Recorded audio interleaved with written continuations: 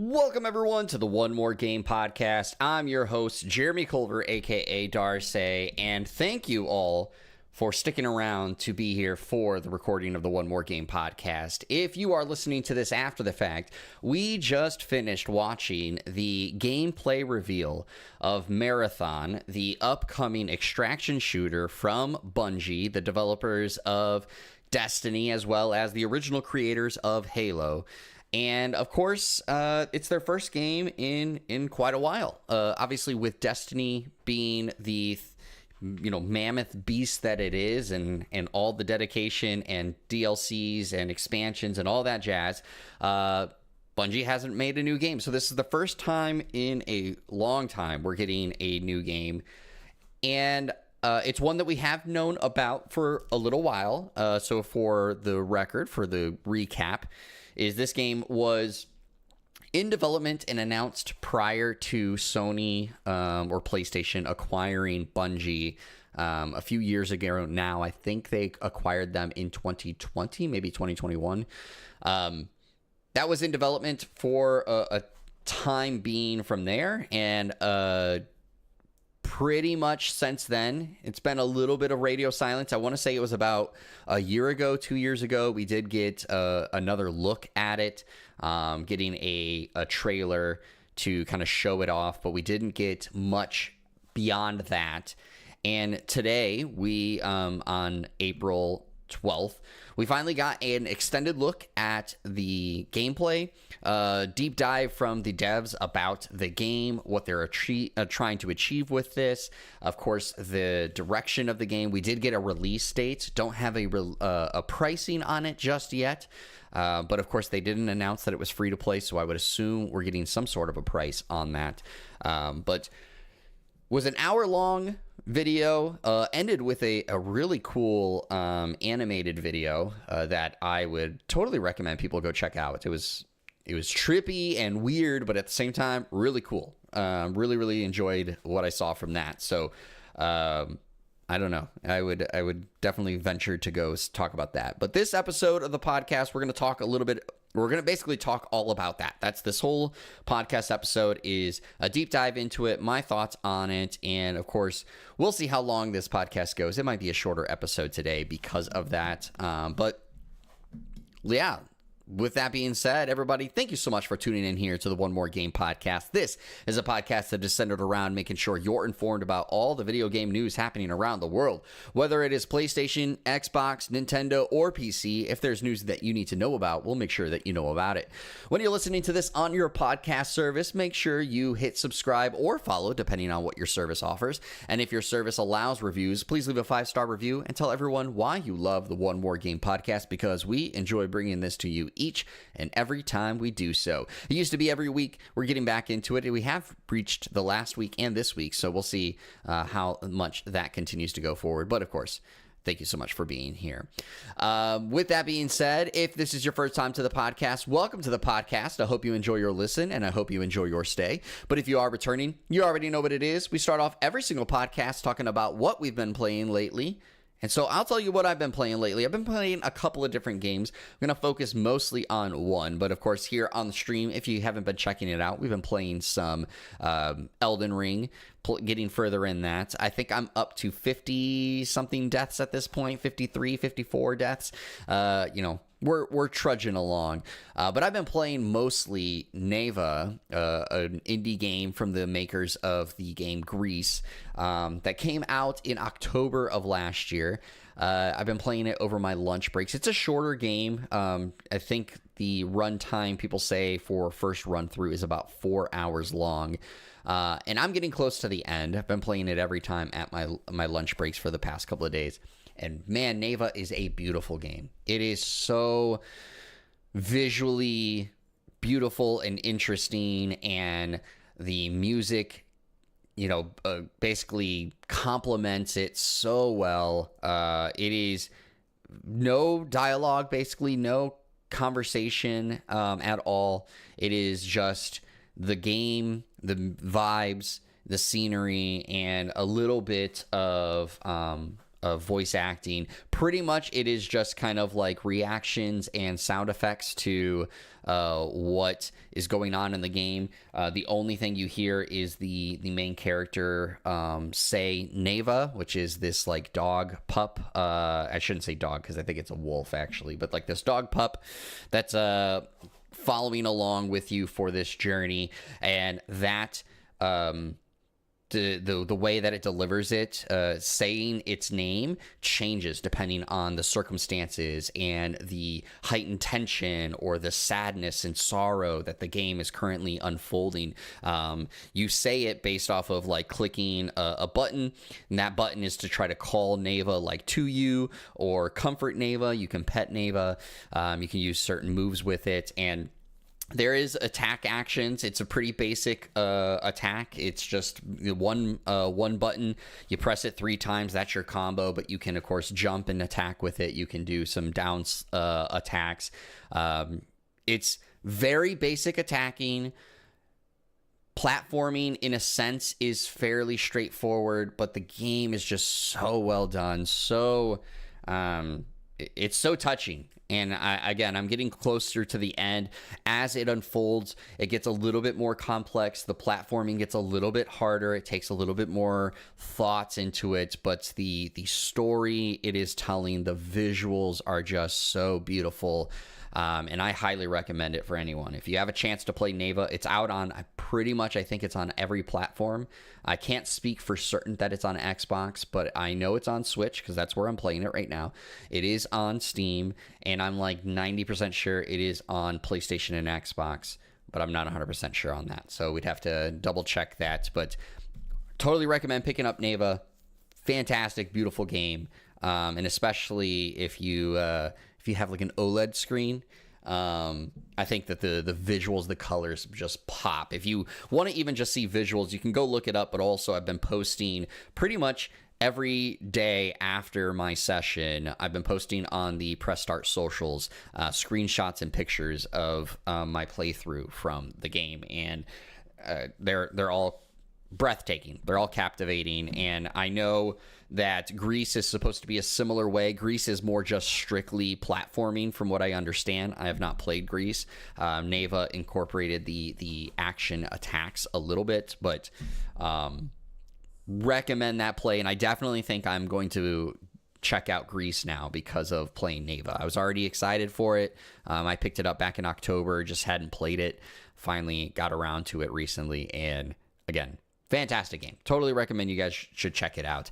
Is it like Journey, which is what chat is saying in our live stream, which again, you can come and listen to these live by coming and joining the stream over on twitch.tv/Darce28, as well as over on youtube.com/@PressStart28. And Cairo86 said, is it like Journey? I don't know. I can't really say for a fact because I never played Journey, but I know that it is a beautiful, pun intended, journey in Journey. Neva feels the same exact way. So totally recommend checking it out. I would love Journey. I probably would. I need to try it out at some point. I just haven't gotten around to it. But with that being said, everybody, let's get into the discussion today because I don't think it'll be a super long podcast, but I wanted to at least talk about it and judge it. And that is Marathon. Again, we just got done wrapping up the 1 hour long showing of it. Now, it wasn't an hour of gameplay, but it was an hour of this deep dive, talking with the developers, and again, getting a full idea of what's going on. Let's touch on the first main thing, which is we finally got a release date for Marathon. So PlayStation and Bungie are releasing a game later this year, and that is September 23rd, 2025. I'm happy about that. I kind of figured getting this gameplay reveal, we were going to be getting a release date this year. It is insane that it's 5 months from now. Over 5 months going into September, but we do have an alpha test coming out later this month. I wonder if that means we're going to have some more alpha tests over the coming months to leading into release. I wonder how much that approach has been put into place because of what happened with Concord. So I did mention Concord during the stream. Of course, those that don't know, Concord was the team-based shooter coming from Firewalk Studios from PlayStation, PlayStation IP exclusive that I was a huge fan of. I streamed here on the channels for a couple of different times, had a blast with it, but of course was not received extremely well.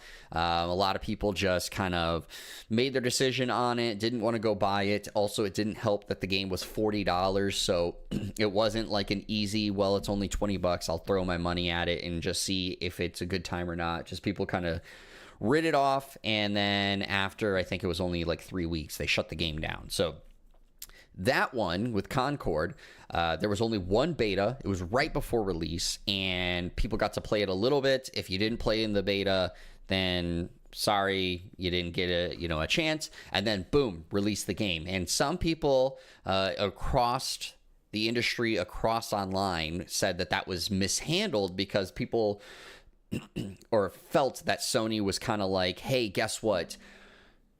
Here's this game, get excited, boom. And some people felt like, no, you needed to get it in front of people earlier and more often to try to gauge how the game was and if changes needed to be made.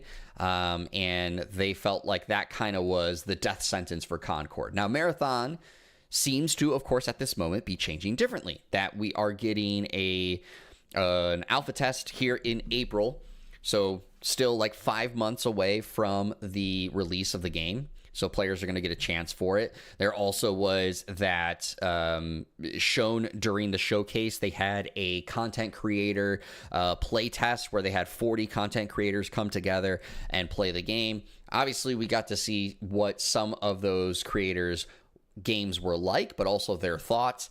I would say, of course, they're going to choose the ones that the creators were like, this game was sick, because that's exactly what we saw, was just a lot of, this game was awesome, I really enjoyed it. So does that carry leverage into thinking that this game is going to be awesome? Yes and no, depending on how you feel those that is delivered. But they're getting it in front of more people. We'll get more opportunities to check it out, see how it looks, give feedback, which might not change the game dramatically, but might make some adjustments, some balancing things. That was something in the chat during the stream that was kind of talked about is, and we'll get into this, is that like, because this is going to have some characters and they're going to have their abilities, that it needs to be balanced to try to make sure that, everybody's not trying to play the same character over and over and over, that there is a balance across these things. But it looks like we might get more opportunities to, take a picking of the game and really dive into how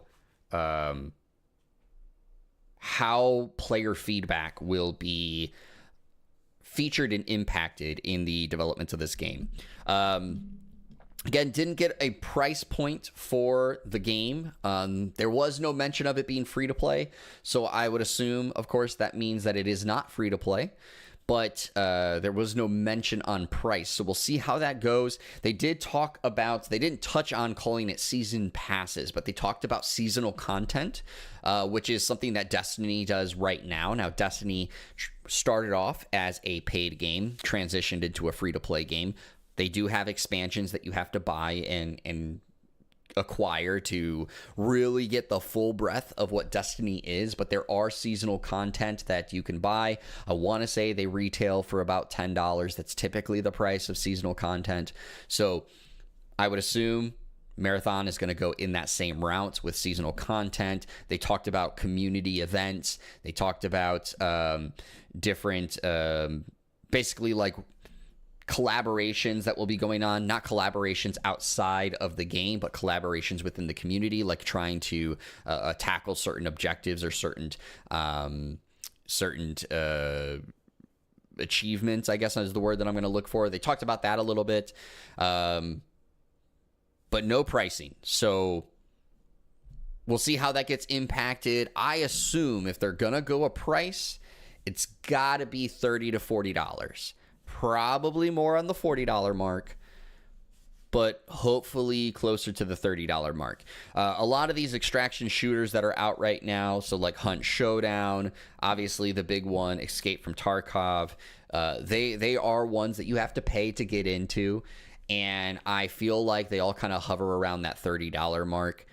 Now, what does Bungie do when it comes to the loyalty that Bungie has built up across Destiny, across Halo, the delivering of the games that they set out to do? Like, people really like Bungie and what they deliver. They kind of find them a safe bet. I mean, that was something even said in chat. Do they lean on that and up the price towards that $40 mark? Not sure. Of course, that is a gamble, especially when you're launching a brand new game. But I feel like that's going to be the price point that they're going to shoot for, trying to move this out, especially if what we all kind of expect and anticipate, which is going to be them trickling out seasonal content. Unfortunately, they're not Call of Duty, where one is now on Game Pass, so people can go pick that up, but where people feel the need to, hey, I'm going to drop the money for the game, and then anytime there's a seasonal pass, I'm going to drop for that too, because I'm going to play it over and over and over and over. I don't think they can technically do that same kind of gamble that Call of Duty does. They think they got to pull it back just a little bit to make it approachable in price, and then at the same time make it to where there is that consistent income coming on for this kind of game, because this is going to be a long-term stretched game. And I'm also curious, taking that one step forward, how that's going to work with Destiny and Marathon approaches at the same time. Obviously, Bungie has grown in size a lot over the years, so maybe they have enough team size to dedicate to keeping both of them to there. Tarkov, $30, not even close. Help me know what the price is, Cobalt, because I thought it was $30, but I'm not 100% sure. Maybe there was a sale at some point that I saw it at $30, but please help out with the chat so that in that way, of course, we can make sure that everybody knows this. But I think that with Marathon, it's going to need to be consistently updated with content to make sure people stick around, keep things going. Obviously, dropping some new runners. So let's talk a little bit about the characters and what we saw. So all players will be using what is called runners. The runners are going to have their own look, their own abilities, differing approaches to how they want to handle challenging the map, challenging attacks, going into team fights with other people, as well as the PvE characters on the map. I can't remember all of the names right now, but obviously they're all going to have different skills. The one that I remember I really liked, I want to say it was like, and I keep wanting to say Ghost, but it was not Ghost. But that one, it talked about like setting out shadows and going inside the shadows and then going from there to be able to like run through, giving themselves invisibility. And some other ones looked like they're going to be able to like scan the area and find opponents to know that if they're trying to make a drop on you. So like there'll be the different skills. They said there's going to be 6 at launch. In this upcoming alpha test, there's only going to be 4 of them. So they didn't talk about the 2 others that will be at launch. I'm sure we'll find out more about them as we get closer to launch. But they kind of focused on those 4. And so, of course, that is the characters themselves. Going back to what I said earlier, so Cobalt had said that base is $50, but from what he's heard, what you get for that is not really enough to progress efficiently in the game. All right, sounds good, Cobalt. That's thank you for that update. Like I said, I feel like there was at some point in time, it was a $30 that when I was potentially interested in picking up Tarkov, but that was also years ago, and like I said, that might have been during a sale at that point, because that was like, I still lived in Wisconsin when that happened. So it was definitely more than 2.5 years ago, 3 years ago at this point. I think Tarkov was still kind of newer when I looked into it because I had a friend that wanted to get into it. But I didn't get it at that time, and I still don't have it. What else did we see there? So they talked about the maps are going to be in varying sizes. The maps and how many characters they can hold will also vary in size, but the one that they showed off the most, which I think was called the Dire Marsh, they said would support 18 characters, and teams were of groups of 3. So, or not 18, 16 characters. Or no, 18 characters. I was correct. Yes, 18 characters, groups of 3. And so that 18 can support 6 players or 6 groups at that time. I don't know what that means when it comes to the other maps, if the other maps are going to be able to support more characters, or if like the other maps are a little bit more condensed and support less characters or groups, I should say. But they said the one that they shown off the most was 18. And again, the group sizings were groups of 3. Groups of 3 totally makes sense. We see that in a lot of games. I know, of course, there were comparisons drawn to Apex Legends, which uses groups of 3. Fortnite using groups of 3 as well. I don't think that Fortnite has a mode of more than 3. Typically, it seems like it's groups of 3. That's probably for balancing sake. And obviously, looked good. Looked like it was going to be fine. Typical extraction shooter, you're going to drop in, you're going to try to loot the area as much as you can, and then you're going to get out, right? They did not talk about if there's going to be any kind of insurance on your weapons and items. That is something that some extraction shooters bring in. I can't speak that all of them do those, but like I know that is something that is in Escape from Tarkov, is that like if you have some high valued items, you can like quote unquote pay for insurance, go into the drop. Fortnite is 4. No, you're right. Fortnite is 4. God, it's been so long since I played Fortnite. I believe you are correct in that one. Apex Legends is 3. I know that for a fact. I know that it shut down, but was it called Spellbreak? That one was 3, groups of 3. I know Eternal Return uses groups of 3. I just don't remember all of them. Like, all these games have varying numbers. But I think you're right. Fortnite is 4. I'm going to just, while I'm talking about it, we're going to just use the interwebs. That's what I can do. Does Fortnite use groups of 4? Yeah, squad is 3 or 4 players. So, yes, they can go up to 4 in that one. But yeah, they did not talk about if that was an insurance thing. There were questions in chat about that, but they never, grabbed those questions. They grabbed some other questions. They talked about, of course, there are going to be, as we already knew, PvE NPCs on the map. They're going to be vary in their threats. They talked about, of course, there's going to be some that have like a purple aura around them, which kind of means that they're much more stronger and going to be harder to take down. There's also some more, I will call them lowly NPCs that are going to be easier to take down and move around, but may not have all the right gear.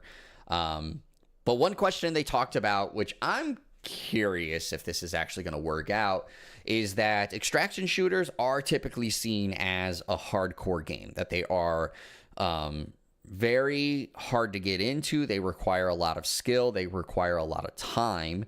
And so they said, like, how are we working on making them more approachable, more easier to jump into? And they kind of said in the dev panel that basically they're working on onboarding, like doing a lot of more hand-holding on the onboarding aspect of the game. But then they talked about like that they're going to have ways to try to make it to where even if somebody is like fully decked out in really high valuable gear, that other people could still try to like clutch up and take them out. And I'm just curious how they'll actually do that, because I feel like almost every time we hear discussions about an extraction shooter, the devs say those things and then it's still just really hard for new players to get into, because once you die, obviously the point of the extraction shooter is like you lose that gear unless there is an insurance policy, you know, that you can pull out in the game. You lose that gear. So like some players just have a really hard time wrapping their head around that or feeling like they are okay doing that. People who are into extraction shooters have that mindset. They're totally down. They get it. They can move along and it's no problem. But for others, and I'll admit, like for myself, when I first was like starting to play these, and I still have moments and tendencies where it's like this, where it's like it can feel really like demoralizing, you know, spending the time getting this really cool gun or armor or whatever it is, and then like knowing that I could lose that. It's like I don't want to play anymore because I have it. I don't want to lose it. And so I wonder how that connection is going to help, because I feel like that is sometimes the biggest hurdle that newer players looking to get into extraction shooters need to get over and overcome, is knowing that, you know, yes, all your items and skills and weapons are temporary. And I say temporary because, again, you could lose them at any run. And if you go on a stretch of losses where you just lose, unlike in a battle royale where it's just like, all right, that's fine, just like queue up, let's go again. Like you lose more and more of your equipment. And for some people, that is so hard to wrap their head around. And so we'll see how the onboarding actually works, bringing them into the game. Color-wise, the looks of it, I thought it looked really great. I mean, it looked plasticky, if I'm being honest. Like it looked very plasticky, like they were going for almost like a digitized version, which based off of everything we saw, I kind of feel like that's what they're going for, is that like this is very much going in the direction of like digital dives, drop-ins, like when players were being dropped into, or they were showing the players kind of loading into the map, it was almost like they were being created, almost like 3D printed, but like in a digital version way. And that's kind of was the look of it, but I loved the colors. I loved the vibrancy. I loved what I was seeing when it comes to the fauna around it. Because the point is they're kind of dropping into this this world where there's like all this threats, and some are, you know, monsters and creatures and stuff, and some are the NPCs, and obviously you're going up against other people. I really liked it. I know that in chat there was a person who basically said, you know, this, I'm not interested in this. This isn't catching my attention. And I definitely think that kind of art style and direction, and of course the game genre, may not capture everybody's attention, but it did enough to get me really excited to go for it. Gameplay will be the thing that will be the bigger driver of that. But it's Bungie gameplay. So like there was the sound design was really great. Everything felt punchy when it came to hearing the guns fire and go and shoot. Mobility was great. I like, obviously in Destiny you kind of have like this like little dash and like almost like a jump pack, and we are seeing that being like used almost like Apex Legends style, where like you could use it to kind of like dash forward, to dash towards things. Obviously we'll see how much the different characters' abilities are going to work with one another, but like overall it sold me. I'm excited to try it. Price point will be a big determining factor. If I can somehow find my way into this alpha test and get a chance to try it out. Gameplay is of course going to also play a big factor into if I'm really excited for it, because I was saying this on the stream, but I have been wanting to play a shooter, get back into a shooter. It's been a while since I've really dove into a shooter that's captured me. There's probably many out there. Obviously, I could return to some of the shooters that I used to love because they're still being played and really are popular even today. But obviously, I'm looking for that newer thing. I'm looking for that next title that captures my attention and makes me want to go further into it. But we got time to wait. We got, again, September 23rd, 2025 is when this game comes out. And again, as I mentioned before, prior to Sony's purchase, this was being developed for PlayStation, Xbox, and PC. Post the purchase, it was reconfirmed at the time that those were still going to be the case because Bungie still operates as its own entity within the Sony umbrella. But we'll see, of course, if any of that changes. And I'm, like I said, at this point, I have not seen anything indicating otherwise. So that is basically it. That is everything that I wanted to talk about when it comes to the showcase and what we saw and how everything went down. Again, it was 1 hour long. I'll make sure that it is a link to the showcase is in the description so you can go check it out. Again, even though I didn't speak on it a whole lot, the video that they showed off at the end, I thought was beautiful. I thought was so well done. So I totally recommend checking it out. Very trippy, very weird, but still really, really cool. So totally recommend going and checking that out.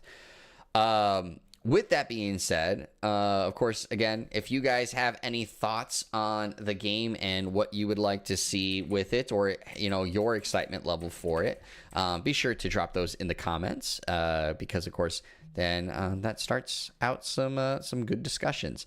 But right now, we're going to transition into our upcoming game releases. So again, just like last week, I did not do this ahead of time, so we are going to do this at the same time with looking at the Game Informer. Normally I scrounge the internet and look at a bunch of different websites to come together with my list, but we're not going to have it for this time around. So we're going to start with today, April 12th, and run it through Friday, April 18th. So let's see here. So with that, let's go into that. So upcoming game releases that you should be checking out is we have Lost Records Bloom and Rage Tape 2 coming out on April 15th for PlayStation 5, Xbox Series, and PC. Important to note, Bloom and Rage or Lost Records, that is on PS Plus, so you can go check that out. And obviously also check out the upcoming Tape 2 version. Hopefully Tape 2 does some good reviews because I have this on my fantasy draft league. We have Lush Foil Photography Sim coming out for PlayStation 5, Xbox Series, and PC, also on April 15th. Monument Valley for Switch and Monument Valley Switch 2, or Monument Valley 2 for Switch as well. All of those coming out on April 15th. And Sphinx and the Cursed Mummy coming out for Xbox One on April 15th. On April 17th, we have Bionic Bay for PlayStation 5 and PC. iRobot for Xbox Series, PlayStation 4, Xbox One, Switch, and PC. Indiana Jones and the Great Circle coming out for PS5. Mandragora, Whispers of the Witch Tree for PlayStation 5, Xbox Series, and PC. Phantom Breaker Battlegrounds Ultimate for PlayStation 5, Xbox Series, PlayStation 4, Xbox One, Switch, and PC. Rusty Rabbit for PlayStation 5, Switch, and PC. Tempopo for Xbox Series, Xbox One, Switch, and PC. And then on April 18th, we have Lunar Remastered Collection for PlayStation 4, Xbox One, Switch, and PC. We'll see how all those goes. You need that one to do well. Yes, I do. I need that one to get some extra points. He's talking about, of course, Kairu in the chat is talking about my Lost Records Bloom and Rage. Right now, reviews are not doing great. So I'm hoping with episode 2 drop, we'll get some updated reviews that will crank up those scores here very, very soon. With that all being said, everybody, that's going to be the episode for the One More Game podcast, a shortened version of the One More Game podcast, but I hope you all enjoyed it. Again, if you did, make sure you give this a 5-star review and tell everyone why you love the One More Game podcast. If you're watching this on any of the streaming platforms, make sure you like the video, subscribe, do all those things. Also, if you want to support the channel as well as the podcast, go check out the Ko-fi account down in the description below. You can do some donations there. They can be one-time donations or monthly donations of as little as $2 and as much as you would like past that. But of course, any kind of donation helps out with the channel and of course gets brought back into the content. So with that all being said, thank you all for tuning in to the One More Game podcast. I've been your host, Jeremy Culver, aka Darcy, and we really enjoy bringing this to you. So as always, everybody, stay hydrated, stay healthy, stay safe, keep on gaming. We'll see you all on the next stream, podcast, or video. But until then, enjoy yourselves.